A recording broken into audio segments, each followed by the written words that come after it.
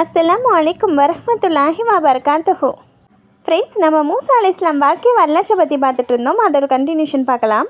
அதுக்கு முன்னாடி என் சேனலில் சப்ஸ்கிரைப் பண்ணாதவங்க சப்ஸ்கிரைப் பண்ணுங்கள். அதே மாதிரி என் வீடியோவுக்கு லைக் போடுங்க. நம்ம போன பாட்டில் என்ன பார்த்தோன்னா, இந்த கெட்ட ஃபிர்அவுன் ஆண் குழந்தைங்களை எல்லாத்தையும் கொல்லணும்னு சொல்லிட்டு அவன் உத்தரவிட்டிருந்தான்.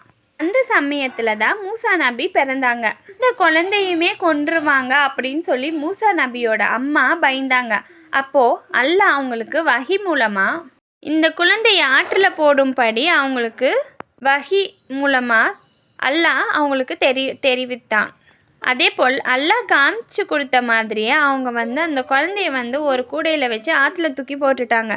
ஆனாலும் அவங்களுக்கு மனசு கேட்காதனால மூசா நபியோட சகோதரியை அமிச்சு அந்த தொட்டில் எங்கே போகுது, அந்த கூடை எங்கே போகுது, எங்கே போய் சேருதுன்னு சொல்லி பாரு அப்படின்னு சொல்லி அமுச்சுட்டாங்க. இதுக்கப்புறம் என்ன ஆச்சுன்னு பார்க்கலாம்.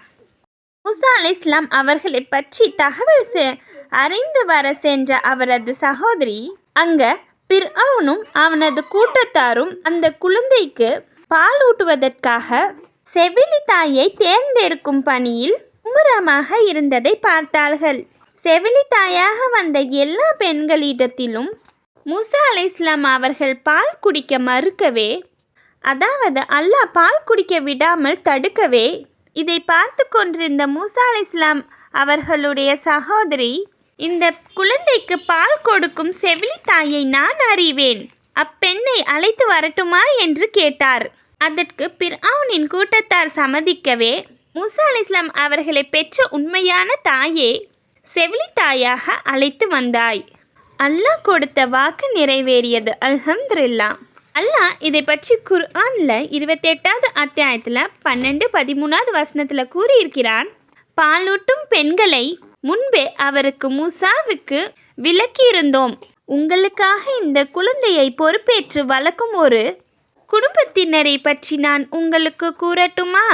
அவர்கள் இவரது நலனை நாடுபவர்கள் என்று அவள் கூறினாள்.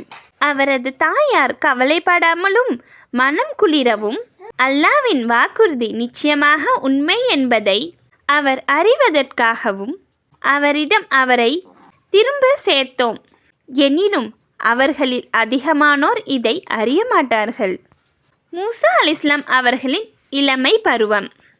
மூசா அலைஹிஸ்ஸலாம் அவர்கள் வளரும் போதே தமது தாயின் மூலமாக தாம் யார் என்பதையும் தமது சமுதாயம் எது என்பதையும் புரிந்து ஃபிர்அவுனை விட்டு விலகி தமது சமுதாயத்திற்காக மறைமுகமாக பாடுபட ஆரம்பித்திருந்தார்கள்.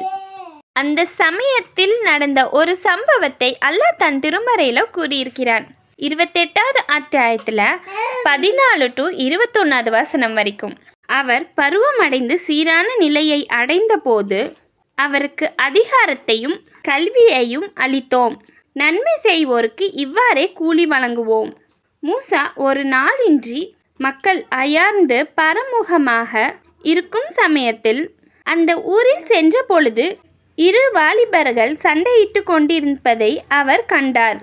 ஒருவரின் இஸ்ரவேலரின் உள்ள இவர் இனத்தை சார்ந்தவர், மற்ற ஒருவன் இவருடைய எதிரிகளில் உள்ளவன். அவனுக்கு எதிராக உதவி செய்யுமாறு அவனை ஒரு குத்தி அவன் காரியத்தை முடித்து விட்டார். ஆனால் அவன் இறந்து விட்டான். இதை அறிந்த மூசா, இது ஷைத்தானுடைய வேலை, நிச்சயமாக அவன் வழி கெடுக்கக்கூடிய பகிரங்கமான எதிரி என கூறினார்.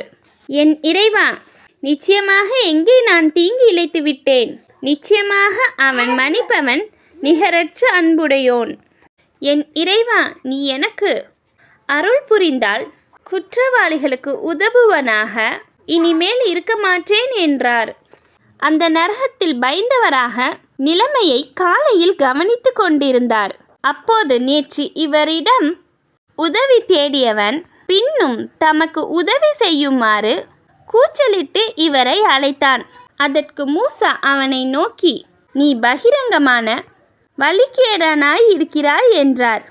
பின்னும் அவனுக்கு உதவி செய்யவே விரும்பி அவனுக்கும் தமக்கும் விரோதமாய் இருப்பவனை பிடிக்க விரும்பினார். எனினும் இவருடைய இனத்தை இவர் தன்னையே பிடிக்க வருவதாக தவறாக எண்ணி பயந்து, மூசாவே, நேற்றைய தினம் ஒரு மனிதனை கொலை செய்தது போல் என்னையும் நீங்கள் கொலை செய்ய கருதுகிறீர்களா?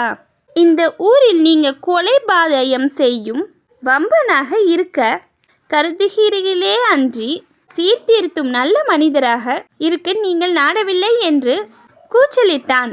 இந்த கூச்சல் மக்களிடையே பரவி நேற்று இறந்தவனை கொலை செய்தவர் மூசாதான் என்று மக்களுக்கு தெரிந்து இவரை பழிவாங்க கருதினார்கள். அந்த சமயம் பட்டினத்தின் கொடியிலிருந்து ஒரு மனிதன் விரைவாக ஓடி வந்து, மூசாவே, மெய்யாகவே உங்களை கொலை செய்திட வேண்டும் என்று தலைவர்கள் முடிவு செய்து கொண்டிருக்கிறார்கள். அதனால் நீங்கள் இந்த ஊரை விட்டு வெளியேறி விடுங்கள். மெய்யாகவே நான் உங்களுடைய நன்மைக்கே இதை கூறுகிறேன் என்று கூறினார். ஆகவே அவர் தன்னை மக்கள் என்ன செய்ய போகிறார்களோ என்று கவலைப்பட்டு பயந்தவராக அந்த ஊரை விட்டு வெளியேறி, என் இறைவா, இந்த அக்கிரமக்கார மக்களிடமிருந்து நீ என்னை பாதுகாத்து கொள்வாயாக என்று பிரார்த்தித்தார். மத்திய நகரம் நோக்கி மூசா அலைஹிஸ்ஸலாம்.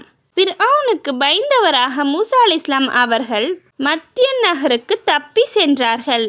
அங்கு நடந்த சம்பவத்தை அல்லாஹ் தன் திருமறையில் கூறியிருக்கிறான். என்ன சம்பவம்னு நாம் நெக்ஸ்ட் பார்ட்டில் பார்க்கலாம்.